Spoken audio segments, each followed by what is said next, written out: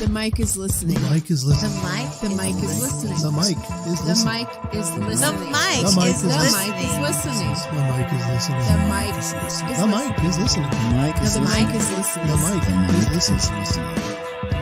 The mic is listening.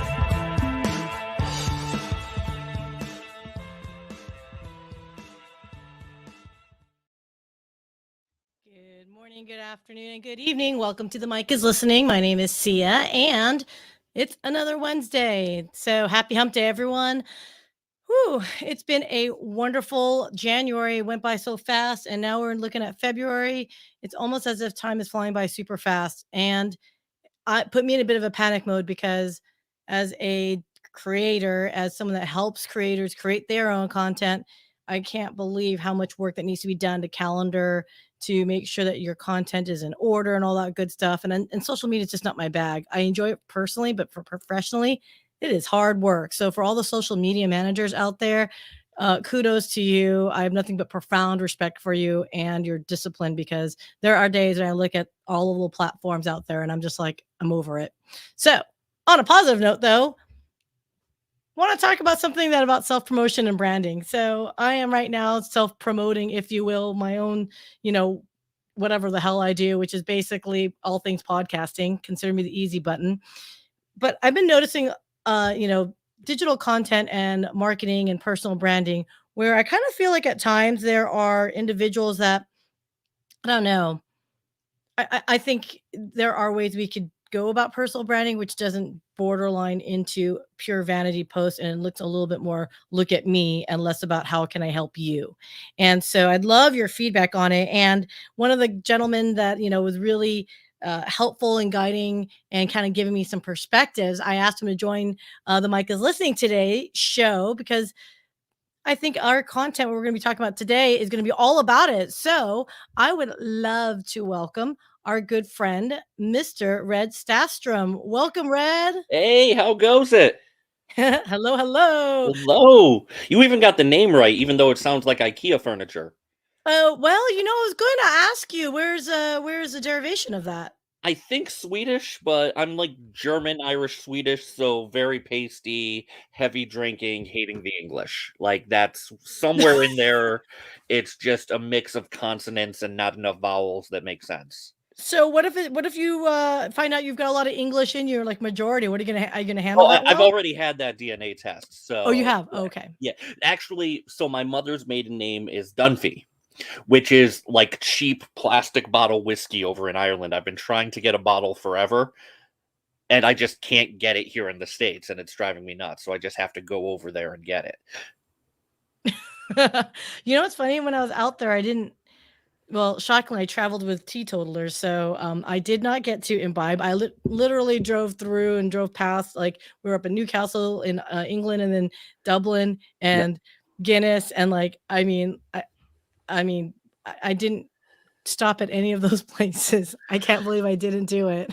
well, you need to stop and at least do one of them. Like I've even here in the States, there's a Guinness brewery down in the Annapolis area.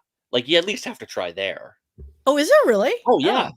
We went there. My brother-in-law got married. We went there the night before as like not quite the bachelor party-ish thing, but just like, hey, it's the night before you're getting married. We're going to the Guinness brewery. Well, that's cool. Yeah. So it was a blast. Yeah. Like I can't recommend it enough, because although like it might be a little stereotypical that I like the Guinness brewery. Hey, I like Guinness, but I heard that the Guinness out, not in the States is different than when it's out in Ireland. That's what I've heard too, but I haven't gotten over there yet. Like it's just not someplace. It's on the list. It's on the very short list, but my wife overrode me, and we're doing Disney as the next vacation as opposed to Ireland. Well, when you have a toddler, I think you are expected to do toddle things. It's for my wife. There is no pretense there. It's my wife wanted to go to Disney. Hey, I'm not going to knock it. I actually worked at Disney in California for almost 7 years. That's and awesome. I remember taking my boyfriend out there, just me and him, no nieces and nephews. Yeah. And it was a blast. Going as adults is so much more fun. But I get it. You're a family man. And she'll be 22 months at that point. She's not going to remember it. It's for me and my wife to act up and like get out of the house after the last year and a half or 2 years now. Right. And that's just what it is. Yeah, no, I mean, if you can relive your youth and just, you know what it is? It's embracing that magic again. It's like opening yourself up to say, I want to experience that moment of elation as a child, of wonder, of, just enjoying the moment. And I think that's something that I'd like for us to talk about today. Yes. Because when you and I were like chatting it up, and by the way, we were chatting up, literally texting each other. I don't think we've ever actually talked, have we, No, Ben? not yet. Isn't that hilarious? Yeah. But it That is having that wonderment, curiosity, but also creativity to do things differently, like Disney did. And it goes back to what I was talking about earlier about personal branding and just putting yourself out there, like things like this, right? Mhm. And you are the unsales guy. And Yes. I've seen your posts. I absolutely love them because they're so thoughtful. You're far more well written than I could ever be. Like I think, like I'm shocked that I can actually read all of your posts because my ADD is like whoop, after like a paragraph or two type thing. And so that's kudos to you, sir, that you write really, I think, really valuable insights on. Well, I will say, like, I'm completely the opposite when I read my own writing. And like when you were talking last month about perfection and imperfection, Yes. people have been telling me how much they love my writing, but to me, it's so imperfect because I tend to think much more of like these big words, these big things. And when I write, I just like kind of stream of consciousness put it out there. I think there are, see, the thing is, I think there are those that are like very thoughtful and like their words are Spartan. Like they Mhm. boom. It's like a gosh, and this is where I'm gonna have to go back to my 10th grade, like, reading. If I remember, it was God, who wrote Light in August? Like it's just all the words were purposeful, it was short, and then you get Dickens that is like super flowery and blah blah blah blah blah kind of thing. Stream of consciousness to me, Mhm. if you have a creative brain, I think it's almost poetic how it Yes. comes out. It's almost like when you go to the coffee houses and you hear the stream of conscious, like, poets coming out. I think that's like it's mesmerizing. Well, for me, it's so the study that I actually look at, it's called the Flesh Kincaid scale. And it's actually a grading of how intense a person's writing is. So somebody like Hemingway, he actually wrote at a fourth or fifth grade level because most of his words were short words with a lot of power, a lot of meaning behind it, love, hate, things like that. Meanwhile, you have somebody like I'm just going to think Patrick Rothfuss because I have a Name of the Wind poster right here. He is a little bit more flowery. He is polysybolic, so to speak. Ah, And that, as much as I love it, I love that flow. I love finding the right word rather than a bunch of small words. It doesn't translate as well when you're writing. When you're trying to create a brand, those big, complicated words, that writing like a physics professor doesn't work. It's you almost need to talk in grunts. hey, I can do that very well. That's basically what I usually do anytime before 10 a.m. Okay, so let's talk about this because okay, so what I was trying to get at yesterday in my post, and it was just bothering me, and I'm trying to be very positive because I'm a big fan of all ships rise with the tide. I will Mhm. support you even if I disagree with you. That I'm that kind of personality where that's my goal in life. That's my mission, if you will. But I'm noticing a trend on LinkedIn, and I guess call me grandma. I'm okay with that too, but I don't want LinkedIn to turn into an Instagram vibe where it's look at me, I'm pretty, and look at me, I'm sitting here and then putting a quote overlay. Now, I think it's cool sometimes, but I'm noticing a trend where there's certain personalities that's all they do. It's all Mhm. pictures of themselves. It's all images or quotes, either it's theirs or someone else's that they've copied. And I grow bored of that and I grow tired of it, but I don't want to say I'm critical of it because maybe I'm hater-ating, but they get the most views because they're a quote good looking or there's something about them that people want to look at them. And that's where I think I'm irking right now. And I'm trying to like work my way through this, Red. So walk And me. I've been seeing it the same way over and over again, and I know it's what you need in some, like, if you're a fitness instructor, you have to show off your body. Like, that is Right. part of your brand, is your body, your And that whatever. makes Like, sense. that's That makes sense. but in terms of, like, I talk sales, and the first 50 of my podcast, I did in my workshop. I did it in a plain t-shirt. It's about knowing who you are, knowing what imperfections you have, enjoying them, Mm-hmm. and just going for it. The people don't like you when you're perfect. Nobody likes that morning news anchor with the perfectly coiffed hair and their cup of coffee and, "Oh, well, let me tell you about the weather today." That's They not what they don't. like. They don't, but that's what like irks me is, but they get the eyeballs. They get, But they I mean, it's don't. human nature. They They do. don't always. They seem to be getting the eyeballs, but that's mostly because of their networking and things like that. Think about reality TV stars. How many people are attracted to those personalities who are, quite frankly, often train wrecks? What? Yeah, no, you watch enough. If you watch enough reality TV, I am convinced your television will contract syphilis. But Gross. Gross. but when you're watching these people, like, that's what's engaging, is Yeah. that train wreck, that jackass mentality of them just having fun being who they are with their own flaws. Yeah. No, But LinkedIn is just a different animal because people reward the wrong things as opposed to rewarding personality. They're rewarding perfection because that's what they think professional is, and it's not anymore. I love that. So let's talk about that. Again, thank you for bringing back perfection and imperfection. I think in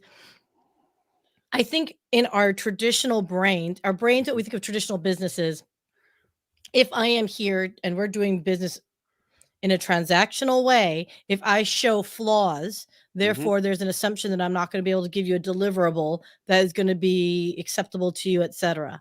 I think that's the old school way. I think the as we have progressed, as you know, especially with social media, is that no, everything hits the fan at some point. Everything's imperfect. The question is, how do we work together to make it as perfect as it possibly can be? And that's a hard thing for, I think, more mature professionals to accept vulnerability. And I think amongst our peer group, do we accept vulnerability from them? Wow, I can't even say that word, vulnerability from them. Right? Like, I mean, I think the younger generations get it. I think it's, I'm Gen X, and I think, I'm older older. Gen Y. I'm older millennial. And I think you're at that cusp, I think, where you dance in between. I think you kind of like, whatever suits you guys. I'm kidding now. But with that being said, I did not embrace social media at all until about 3 years ago. I did not like it until I started I don't care that my aunt had a ham sandwich. I just don't. It's not, but the more I start noticing and pay attention to the big media companies, because they're the ones who are doing it the best, quite frankly. Like, pay attention to the Disneys, the Disney. ABC is owned by Disney, but the Viacoms, pay attention to what they do. They create those flaws, even if they aren't there. I was watching HGTV the other day, and they made up a conflict in order to make the show more interesting. Well, We want to knock down this wall, but it's a load-bearing wall. Anybody worth their salt in construction knows what a load-bearing wall is.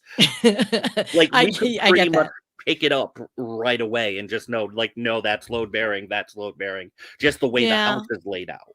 But by creating that flaw, that mistake that really didn't happen and was a reality producer's script, they create that likability, though. We get to see them deal with conflict, and it makes that person more engaging. Well, it's a story arcing. It's storytelling, Exactly. right? And I think, okay, so let me ask you this, because I actually, and this was over a couple old fashions, and I think I'm in a mood this morning, Red. I'm sorry. I'm trying to be positive here, but maybe I should have an old fashioned now, darn it. But that's a whole nother thing, is this cult of toxic positivity.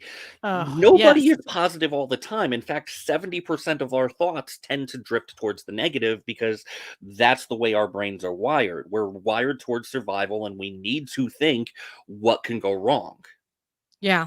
So No. by Yeah. faking this, oh well, la di da attitude, people don't trust you eventually because they feel like you're just wearing rose-colored glasses and you don't see the whole picture.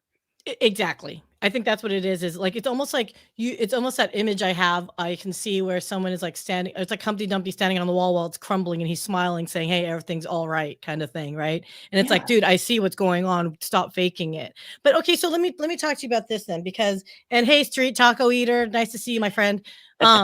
Is there was an individual who was giving advice on how to be more LinkedIn influential, okay? And this really struck a chord with me. So I want your feedback on this. And anyone else in Street Taco Eater, I know you're going to join me on this one. This individual is a millennial and they are wildly successful, have a ton of followers, blah, blah, blah. Right. She's talking to an audience of people that are Gen X and above. Mhm. And she showed like her story. She shared her story of saying, look, I'm all about authenticity. You got to show your vulnerabilities, which I 100% agree. What I didn't agree with is there's got to be a line, a balance, right? Because you don't want to throw up your personal life thing. And I have warts on my feet the other day, and oh boy, I overcame that, and woo, and it just pussed out, and oh my gosh, and then gangrene happened, and I overcame that. Like, there's a point where I think people need to understand you can be authentic to yourself, share an experience, but I don't think you need to get down to the nitty gritty that I think, American Idol kind of did it as well. Like they just go into that sob story. Now, I love that there has to be substance, Mhm. right, to connect to people to get that attention. And so I'm calling you out here, Street Taco Eater. I absolutely agree. There has to be a real reason to connect, and it's not just simply pure emotion, right? And I think I have to modify a statement that I used to say, because I'm saying it, I'm changing it up now, is as long as you can create an emotion to a to your content, people will remember it. But it's not always Yes. a kind of emotion you want, right? It's got to have substance, it's got to have value, it's got to be something that will resonate with them to remember that substance, like not that you had gangrene on your toe because of a wart that got infected. Yeah. Which has, by the way, it never happened to me. I just made that up. Sure. Here, let me show you. Let me show you. So when it comes to emotion and logic and in sales, I the jumps that we've made in the last 30 years from a scientific standpoint are absolutely phenomenal. And it's really diving into neurology that I've learned how to change my approach. So the way the brain works is the emotional center of the brain, the neocortex, is right in the middle, and then the frontal lobe kind of wraps around it. Mm-hmm. But the brainstem goes right into that neocortex. So all decisions, in order for a decision to be made and for it to go down the brainstem, you need to have an emotional decision. You need to have that emotion. But The it drive. becomes like a burrito. You need to have the logic around it for them to reinforce it. It can't just be messy emotions. You need to pair it with the logic. It can't just purely be 100%. Well, this is what you should believe, and here's fear of loss and why you should be afraid of this, and here's some urgency, and here's some. No, it needs to have logic to it too. So if you're talking about that gross foot wart, there has to be a reason behind talking about it too. There has to Honestly, be some logical reason. look, people, if someone tried to dig in this little brain and noggin of mine and try to find some logic where the hell I would pull out an infected wart from a toe that I don't. It's Well, we already know it's because you have an infected foot. Let's not play about this. Go get some ice, get some antibiotics, take care of it. We could cut it off, have a couple of old fashions and saw it off Civil War style if you want to. hold my old fashioned. Let's go. Yeah, we'll go for it. Here's your bottle of whiskey. Here's an orange that I'll throw at you. Okay, let's bring this back here to the topic at hand. I knew this was gonna happen. Okay, you and I are good looking folks. How much I do own a you mirror. rely on Don't it? lie to me. Sunshine. I actually love the red hair. It's something I will never have, and so I always, people covet what they can't have or don't have. So I do love the red hair. That's what I get told. So now I found an actual like hipster barber. It took me forever to find one that I liked. But before, like when I had to go to a hair salon, women pay so much for this color. I'm like, I look like a traffic cone, and I know that. Dude, I love that color. Like if I could pull that off, I would. But I would look like Carrot Top, like in the worst way. You know what I mean? But actually no, Carrot Top. Well, let's just try again. He's really done a number. Stop with the facial surgeries, Carrot Top. Anyway, Yeah, no, so that is, first of all, they haven't figured it out yet. Like, stop experimenting. I think he's actually got body dysmorphia, and this is again, we're not clinical people, and we're not talking smack, but I do think there's a little bit of as an outsider looking in, I just feel like he's doing it. There's something in there. So, I did stand-up comedy for about a year in New York City, and I did pretty well until I started running out of money to get into the city. But I was at college at the time, and I would just go in like twice a week.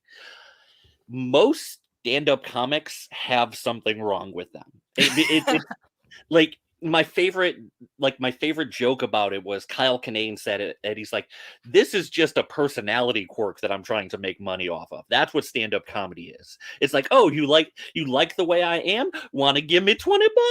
Like that's what stand-up comedy is."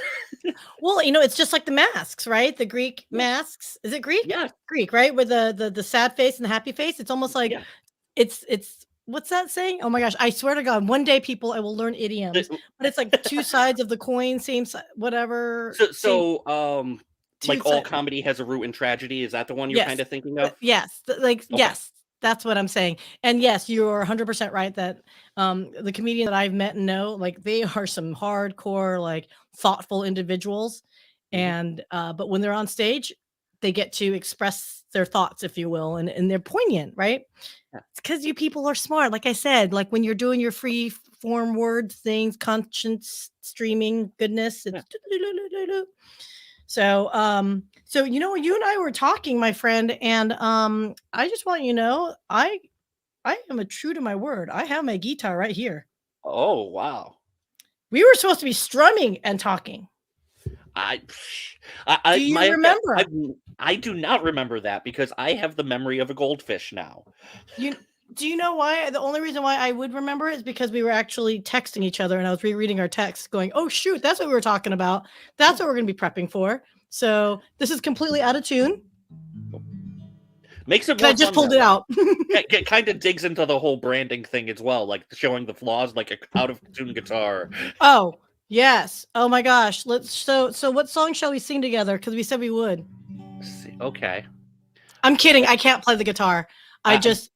I haven't touched this thing in like a year. Yeah. Oh wow, it's so out of tune. I love it. See, I've never had a good ear for music. Like I've never, like when people are like, oh, well, that's an A note. Like I don't know. Oh my gosh. Can I just tell you something? My cousin just told me to sing a Thai song. Oh my gosh. No, I can't even. Can you imagine? Okay, if you know anything about Thai songs, you actually have to be able to sing and maybe speak the language. Well, that's probably big too. See, so when I was growing up, my mother didn't know any lullabies. So she would sing Irish drinking songs to me. I love it.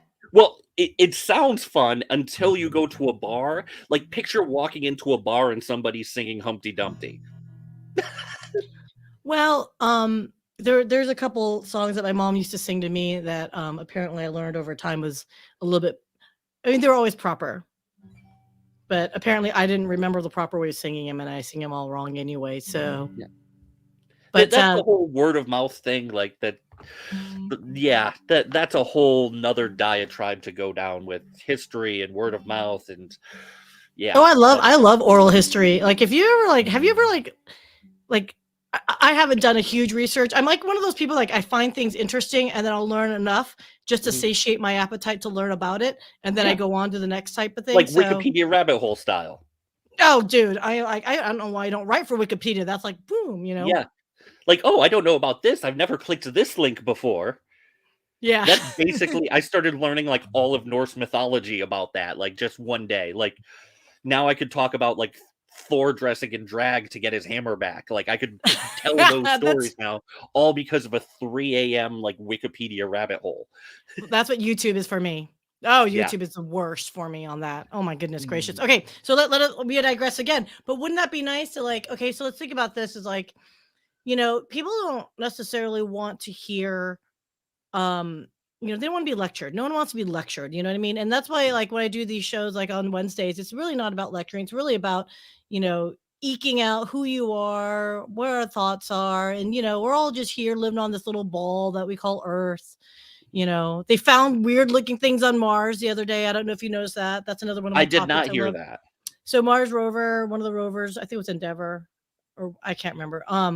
Like did a screenshot, and then like someone zoomed in, and it looked like there was like this alien like laying out on a rock, like as if they're on the beach, kind of thing. And yeah. So hey, there might be life on Mars now. Just a random off-topic thing. Okay, now if I were an alien, though, what would I do then if I want to stand out and win love and actually do sales if it's unnatural? Because you do talk about this quite a bit, and I really love it. Which is you talk about introverts who do sales, because I think there is an assumption, and you're right. I'm an extrovert, and I did sales for 20 odd years, and I've always felt like it was a natural thing. But I've seen so many of my peers who were not extroverts, who are bad ASS sales reps. And I'm just like, holy smokes, they're killing it. Yeah. So talk to me about that. Well, first you have to define introvert and extrovert, because there's a lot of baggage associated with it over the last 100 years since Carl Jung came out with it.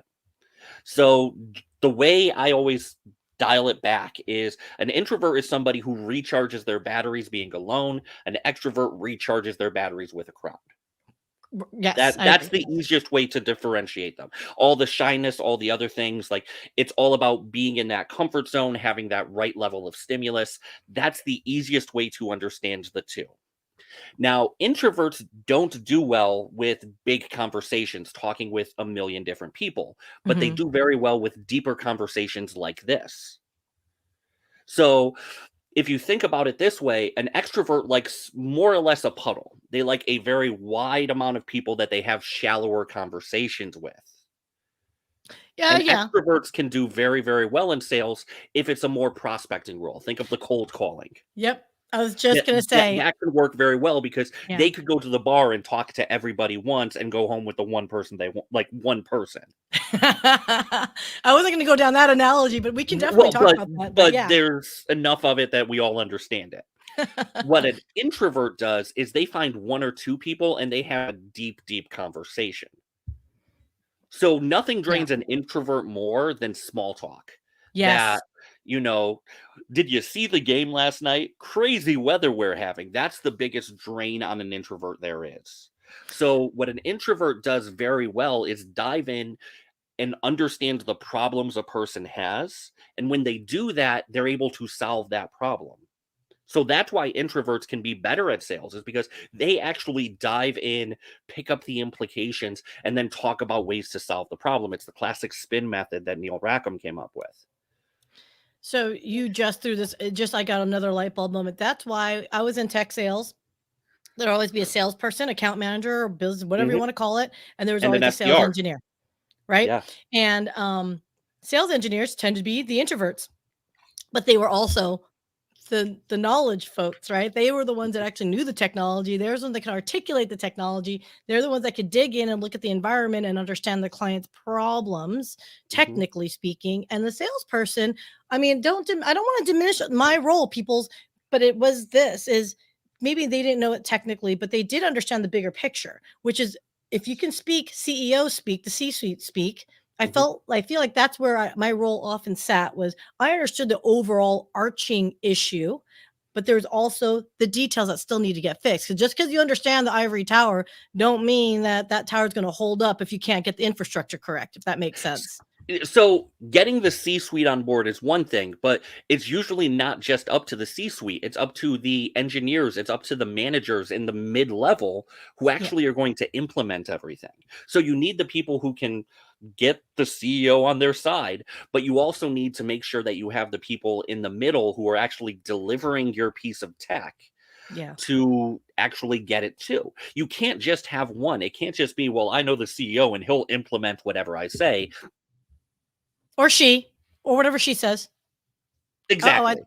I In fact, I actually believe that more women need to be in sales, even though it's such a male dominated thing, because so much of the toxic behavior in sales kind of correlates to that toxic masculinity you see out there now, too.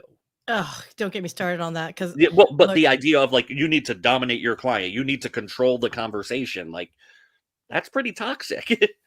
so okay, we're running long again. I knew we could keep talking like this. So hey, are you up for another 10 minutes or so Of combo? I'm gonna course. run long. Sorry, Yeah. guys that are listening and watching. I know it's only supposed to be 30 minutes, but I'm kind of having a lot of fun right now. So Fred, if you don't mind, let's keep going because I don't want to talk about toxic masculinity as in a male, anti-male, whatever.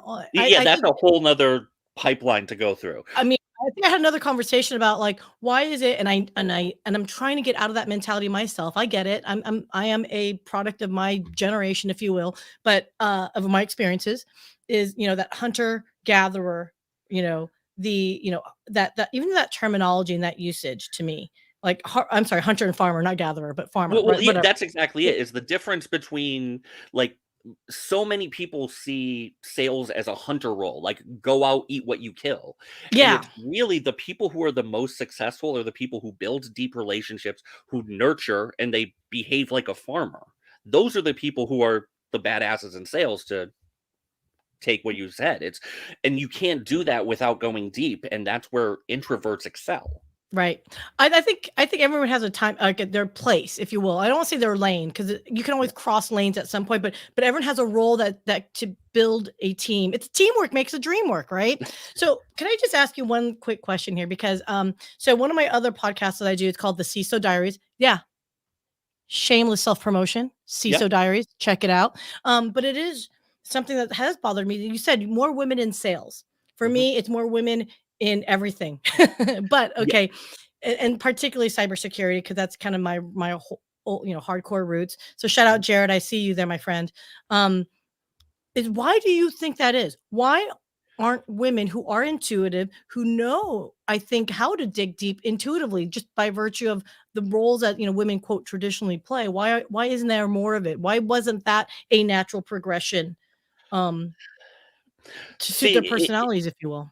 it's tough to get into without making a lot of stereotypes. So I'm going to say that pretty much right off the rip, because it's not going to be true for everybody. Like anytime you're talking men, women, you're relying on old school stereotypes, and that's just the And way it it is. sucks. And I know Yeah. it's hard. It's a hard conversation. I get it. Now, the reason I attribute it to the uncertainty in sales, the commission only side of it, the all of that, the or base plus commission, the uncertainty of what you're going to take home at the end of the month, um is not always a great thing when you have two kids at home. And Yeah. that's where I see the issue.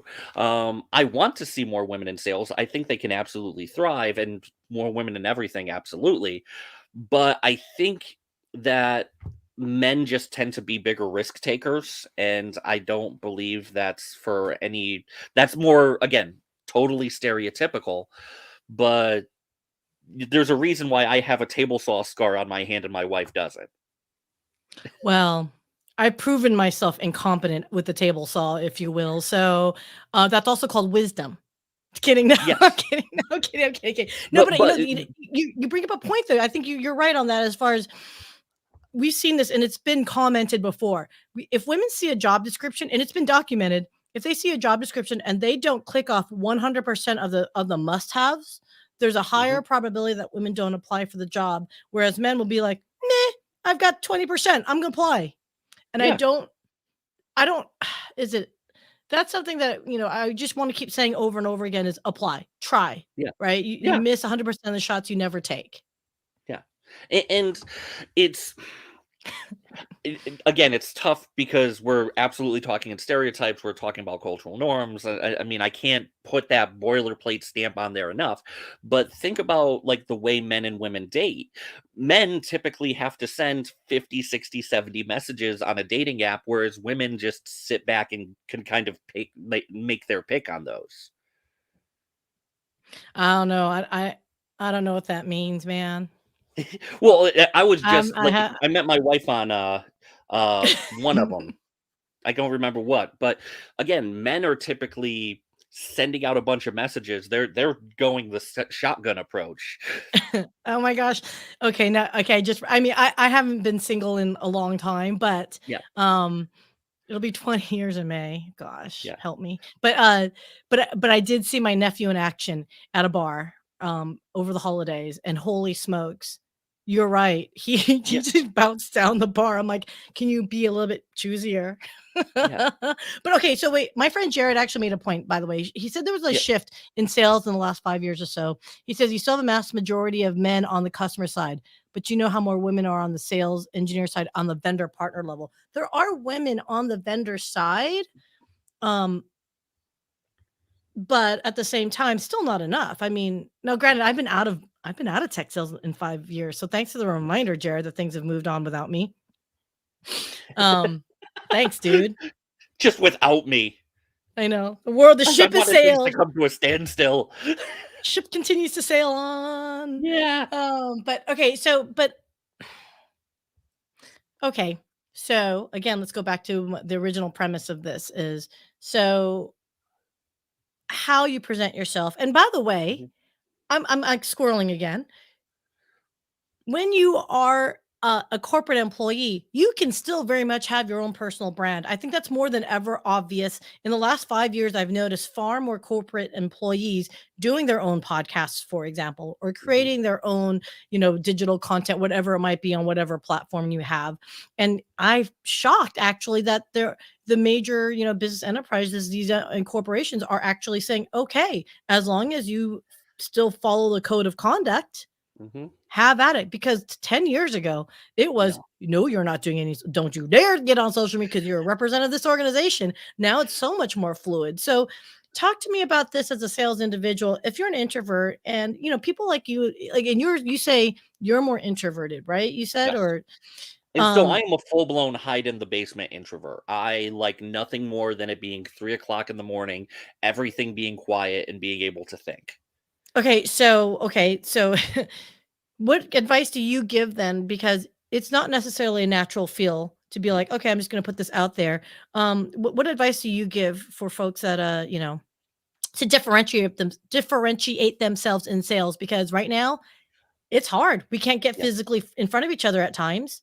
How are you going to differentiate yourself and approach your clients?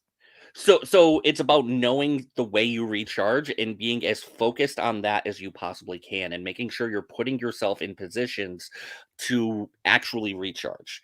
Um, and if you've ever read Susan Cain's Quiet, it's one of my favorite books out there about Okay. introversion. And she tells a story of, I believe it was William Henry Harrison. So prior to Harrison, people would go out in the crowd and shake hands with everybody, and that was the way politics was done. What Hmm. he did instead is find one-on-one meetings and build deeper relationships as opposed to being the person who talks to everybody. So if you're going to be an introvert in sales, go in knowing that you have to put a system in place where you can have those deeper conversations, where you can be one-on-one and it scales up. Yeah, I like that. I Yeah, like so that. so it's just about knowing where your strengths are and trying to keep that ball in the strike zone as often as you possibly can. I love that. Yeah, I think that, we could keep talking forever. And Red, it's so much fun. Like I said, we've never talked before. This is yeah. like so nice. So I do want to give a shout out to Mr. Mike O'Connor because Yes, that crazy son of a C cook, Service Professionals Network. I will do hashtag SPN in the house. yes. We're all new members. We all just kind of hooked up. It's an interesting platform. And it's a startup platform that's kicking some serious ass. Yeah. Shockingly, people, I have not sworn this episode. Be proud of me. I'm learning, sort of, not Why the fuck really. not? Oh, I just had to. Like, don't tell me what we haven't done and then let's just go for it. we're live streaming on YouTube too, I have to put explicit on there now. Young No, it's man. PG-13. Like, you could say it once. Okay, so on that note, guys, the reason why I mentioned Service Professionals are SPN, uh, and I will actually shout out to Frank Agan too, and also my good friend, um, I oh mean, my we could goodness. go on the list. We could talk about Ira Bowman. We could talk about Mike Ashbrenner. We could talk like Yeah. Oh, those guys, they know who they are, damn it. They're going to be but no, it is this, is the networking groups in general. So I was going to give a shout out. So, JD, oh my God, JD, we got to get our podcast back together, JD. Anyway, so, JD, Frank, and, Mike, what they've done are different ways to network and connect with communities, disparate groups, industries. Again, for me, my background's in tech. And so I didn't realize, and I should have known better, but my entire network was all technology people. It wasn't until after I left that I realized, holy crap, like it's like talking into a little thin hallway. Now it's like, now that I've opened up the doors, if you will, I've got a wonderful network of people in all different industries, different careers and viewpoints. And so that's what I highly encourage. And that's what Service Professionals Network is doing. Frank Agan's networking RX crew, that's by invitation only. But that's a very intimate group, different approaches, different platforms. I mean, not even a platform, it's just different ways of going about community building and networking. I highly encourage everyone to check it out, because that's the other thing. And I know people are like texting right now, but anyway, just to even bring, just as an introvert, networking is the strongest thing you can do, because you can Yes. build deeper relationships. You can have that, like me and Mike actually go and like we send memes back and forth. Like we both have a very similar dark sense of humor, and we do that kind of thing. I wouldn't be able to do that as an extrovert where I'm spread too thin across too many people. Be Yeah. an introvert, put yourself in networking groups, whether it's electronic like SPN or a BNI group where you're live and talking to people in a room. You can build deeper relationships there and have a consistent like stream of sources, a consistent stream of referral deals. It's just where your strengths are. It's keeping that ball in the strike zone. Absolutely, 100%. And just a personal other shout out, because damn, it's my show and I'll say what I damn well please, is Global Leaders Organization. Shout out to everybody that's part of that. So this is a business organization very similar that you would see in others that are, I would say for heavily established organization, especially companies that are in the tens of millions plus of revenue. Global Leaders Organization is actually for the smaller business owner, but entrepreneurial pursuit that is looking to build a community. So full disclosure, I am the Dallas co-chair. And so as a local community here in Dallas, we have a chapter here for those that are with established companies and are looking to accelerate their growth, seeking access to capital, or just want to be in a community of other entrepreneurs that are in similar spaces, that understand your challenges. And of course, if you want to network locally and all that good stuff, Glow does have a international platform, so we can interact with one another globally. So that's the cool thing about it as well, is that you have the ability to talk to someone in Calgary or in Toronto or in Mexico City if you want to, or if you want to really duke it out with someone out of Philly, as I've learned, Rocky's there and all that good stuff. That's what Global Leaders Organization is all about. So that is something that I'm very passionate about. Find your networking community that works for you. We threw out a bunch of different opportunities for you.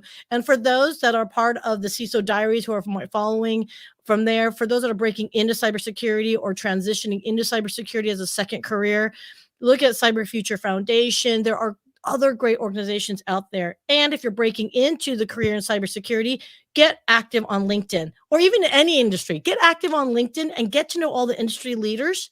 Connect with them, talk to them, engage with them on their comments, and you will find yourself ingratiating yourself in that community as well. So that's my networking.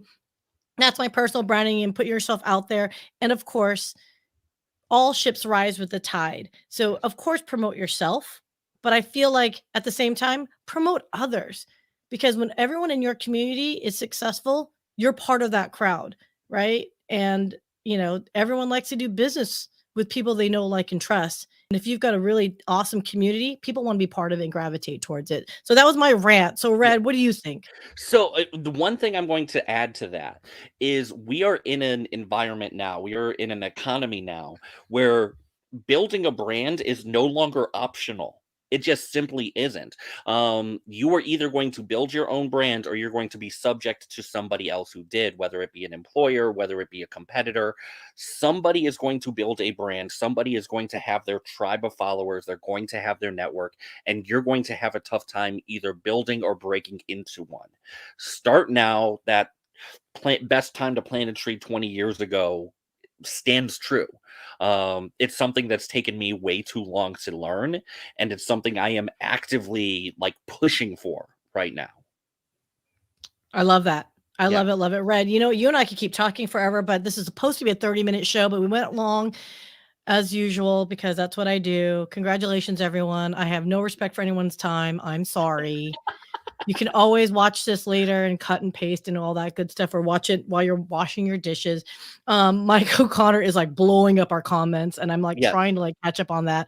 But anyway, thank you, Red, so much. So for those that want to get a hold of you and want to chat with you, like how can they get a hold of you?